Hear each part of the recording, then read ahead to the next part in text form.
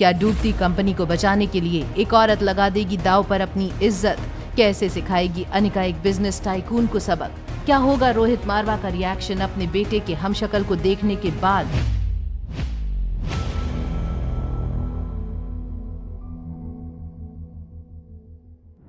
Rohit wait करता रहा कि अनिका अपने पर्स से अपना मोबाइल निकालकर उसे अपनी बेटी रिया के फोटोग्राफ्स दिखाएगी, मगर अनिका ने ऐसा नहीं किया।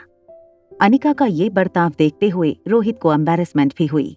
रोहित अनिका का ये बर्ताव समझने की कोशिश कर रहा था। पीछे से अंजलि मामी ने रोहित से कहा, बेटा, रिया के तो कई सारे फोटो हैं मेरे पास और वीडियो भी हैं, अगर तुम देखना चाहो तो। मामी ने अपना फोन अनलॉक किया और जैसे ही गैलरी में जाकर वो रोहित को रिया की फोटो दिखाने वाली थी, अनिका अंजलि मामी के पीछे आई और मामी का फोन उनके हाथ से ले लिया। मामी, वो देखो, मामा का वहाँ किसी से शायद झगड़ा हो गया है।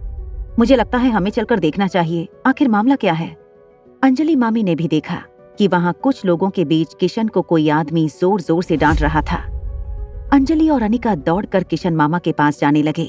एक 45-50 साल का आदमी किशन मामा को सबके सामने कह रहा था, मल्होत्रा खानदान के साथ हमारे बहुत पुराने रिश्ते थे किशन, और सच कहूँ तो आज तक उन्हीं रिश्तों की वजह से मैं तुम्हारे साथ धंधा भी कर रहा था।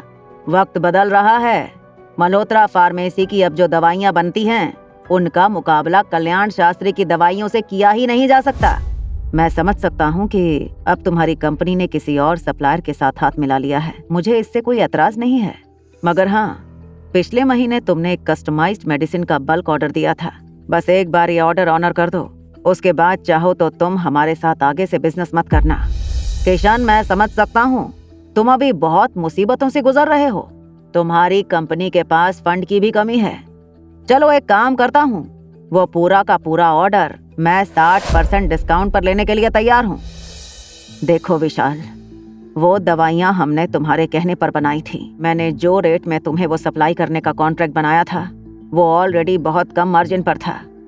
अब अगर तुम 60% डिस्काउंट मांग रहे हो, इसका मतलब साफ है कि हमारी कंपनी बर्बाद हो जाएगी। इनफैक्ट मैं तुम्हें बर्बाद होने से बचा रहा हूँ। जरा सोचो, इस कॉन्ट्रैक्ट के पूरा होने से शायद मार्केट में जो तुम्हारी गुडविल इतनी बिगड़ गई है, वो वापस खड़ी हो जाए। इस वक्त प्रॉफिट मत देखो किशन, अपनी कंपनी का नाम डूबने से बचाओ। विशाल, मैं तुम्हें छोड़ूंगा नहीं।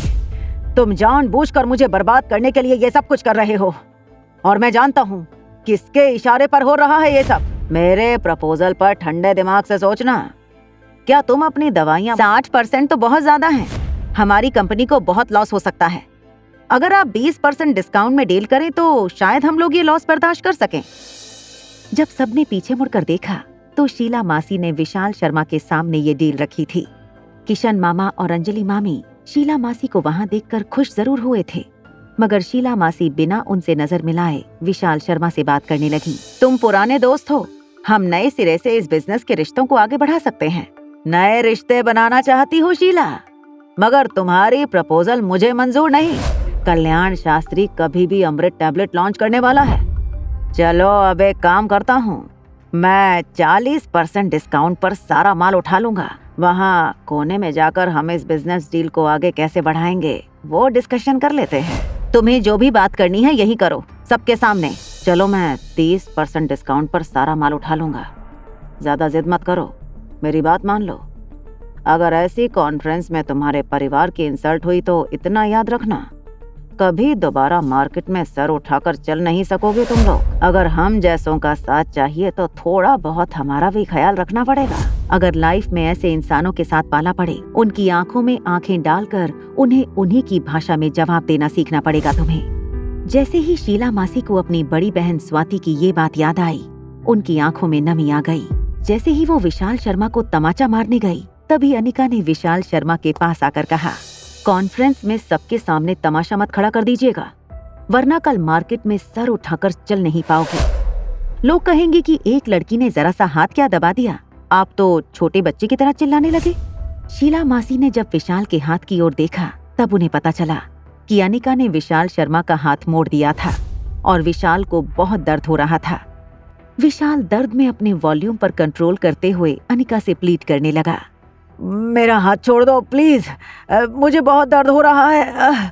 अनिका की विशाल शर्मा के हाथ पर पकड़ इतनी मजबूत थी कि विशाल अपना पूरा बॉडी फोर्स लगाने के बावजूद अपना हाथ अनिका की ग्रिप से छुड़ा नहीं पा रहा था। अचानक अनिका ने एक झटके से विशाल शर्मा का हाथ छोड़ दिया। किशन मामा ने आगे आकर शीला मासी और अनिका से कहा, चलो यहाँ से, हमें नहीं करनी है इस इंसान के साथ कोई डील, जो होगा सो देखा जाएगा। तुम दोनों चलो यहाँ से। ठीक है, तुम यह डील मेरे साथ नहीं करना चाहते हो मत करो, मैं भी देखता हूँ कि मार्केट में कौन तैयार होता है तुम्हारा माल उठाने के लिए। तभी विशाल शर्मा के कानों पर एक आवाज पड़ी, कौन कहता है कि मार्केट में मल्होत्रा फार्मेसी की दवाइयां खरीदने के लिए कोई तैयार नहीं? कौन है वो शख्स जो देगा डूबती हुई मल्होत्रा फार्मेसी का साथ? कंपनी और परिवार को बचाने की क्या होगी अनिका की अगली चाल?